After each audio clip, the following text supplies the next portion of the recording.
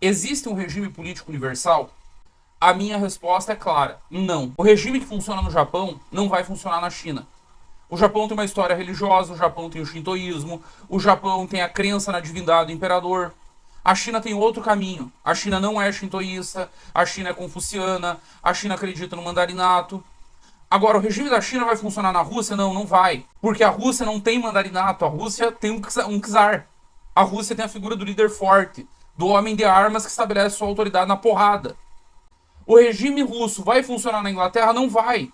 É o país dos condados. O país dos condados que vai dar origem ao que hoje se chama, do meu ponto de vista de modo equivocado, não é democracia liberal, é democracia anglo-saxã. Funciona para lá, que preza por um enorme grau de autonomia local e um papel quase simbólico e ritualístico do poder central. Qual seja, ele está ali para nos manter unificados por causa de agressões externas e por causa de ações externas. Mas na política interna britânica, quem manda são os ducados. Nos Estados Unidos a gente vê isso no federalismo americano, no poder que os estados têm. Dá para transplantar esse modelo para o Brasil? Eu acho que não. E eu acho que o Brasil tem história. No livro Quinto Movimento, o ministro Aldo Rebelo chama atenção para esse fato de que quando os portugueses chegaram aqui e começaram a estabelecer a colonização, qual foi a primeira instituição que se formou no Brasil? Instituição política, porque óbvio, a primeira instituição a chegar foi a Igreja Católica e o Império. Chegaram os conquistadores, foram avançando. Em seguida, qual é a primeira instituição que eles colocam para botar para funcionar o governo aqui no Brasil? Câmara de Vereador. Lá na Câmara estavam todos os representantes da comunidade, basicamente.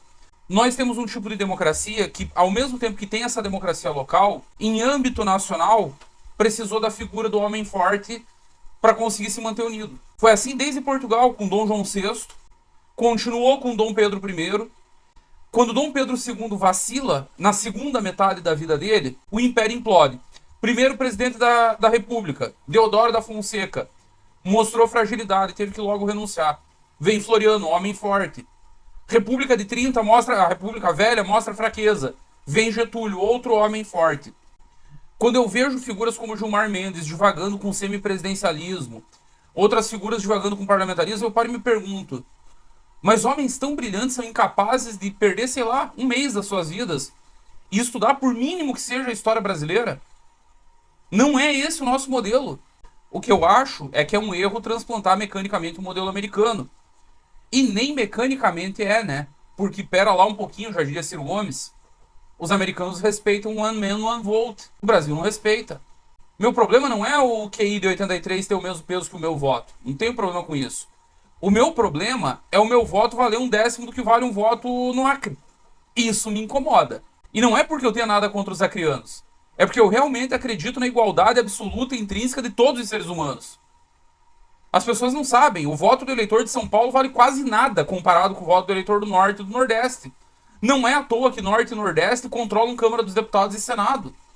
Se eu tenho 30, 40 milhões de pessoas em São Paulo, elas não podem ter o mesmo peso de representação em Brasília que 1 milhão de pessoas do Acre. Não faz sentido. Não tem lógica. E é isso que acontece. O fato é que o Acre tem muito mais peso de representação do que São Paulo. A Amazonas tem muito mais peso de representação que São Paulo. Tocantins, Acre, Amapá, Rondônia, Roraima. Para não falar nos estados do Nordeste, Sergipe, Piauí. Estados minúsculos, com meia dúzia de habitantes. E que botam no mínimo 9 deputados federais. E aí São Paulo fica subrepresentado. Santa Catarina está com 2 deputados federais a menos do que deveria ter por sua população.